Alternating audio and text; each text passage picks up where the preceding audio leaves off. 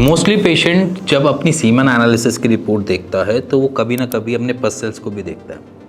तो पस सेल्स कभी कभार वो जब ज़्यादा देखते हैं, कहते हैं 8 से 10 आ रहे हैं या 12-13 HPF के नियर बाय आ रहे हैं, तो वो थोड़ा सा सोचता है कि है क्या चीज़। ऐसा सच किसी ने कुछ कहा नहीं, बताया नहीं, और सब के सब मेरी सीमन एनालिसिस में सिर्फ स्पर्म काउंट को ही मेज़र करते हैं और ये है क्या चीज़, उसके बारे में थोड़ा जानना भी चाहता है और क्यूरियस भी है कि क्या करे क्या ना करे। तो सिंपल सी बात समझना कि अगर वो 7-8 HPF के नियर बाय आ रहा है तो वो एक नॉर्मल है। वो हर एक रिपोर्ट्स में कभी ना कभी वेरिएबिलिटी देखने को मिलती है, कभी 2 से 3, 3 से 4, कभी 5 से 6, कभी 8 से 7, 7 से 8 ही। अगर ये चीज़ें अगर HPF की अगर 10 से अबव जा रही है या 12-13, या कभी कभार हमने देखी है रिपोर्ट्स भी जहाँ पर 20-20 HPF के नियर बाय पहुँच जाती है, तो समझ लेना कोई ना कोई इन्फेक्शन होने की वजह से ये पस सेल्स आपको नज़र आ रहे हैं।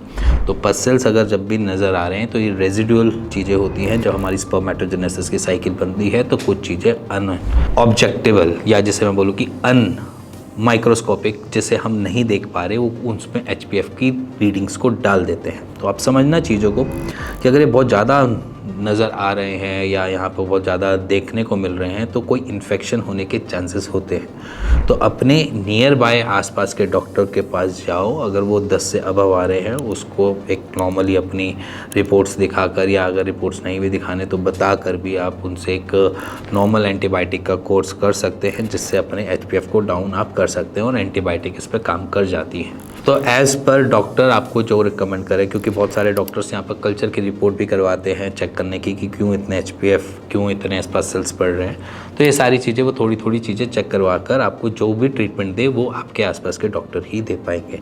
और कोशिश करना यहाँ पर आप MBBS डॉक्टर के पास जाओ, क्योंकि वो एंटीबायोटिक के बारे में ज़्यादा समझ रखते हैं और यहाँ पर कोई भी ऐसा इशू नहीं है। आप MBBS डॉक्टर के पास जाओ, एंटीबायोटिक की ज़्यादा नॉलेज उनके पास रहती है, तो प्लीज़ उनसे आप एक बारी ज़रूर बात कीजिए और अपने HPF के रिगार्डिंग, या अगर आपके पस सेल्स बहुत ज़्यादा बढ़े हैं तो उसके रिगार्डिंग आप उनसे बात करके, कंसल्ट करके अपने इस HPF को कम कर सकते हैं। इसी के साथ अगर आपको ये वीडियो थोड़ी हेल्पफुल लगी हो, यूज़फुल लगी हो, तो प्लीज़ लाइक शेयर कर दीजिएगा। इसी के साथ मिलेंगे नेक्स्ट वीडियो के लिए, तब तक के लिए नमस्कार।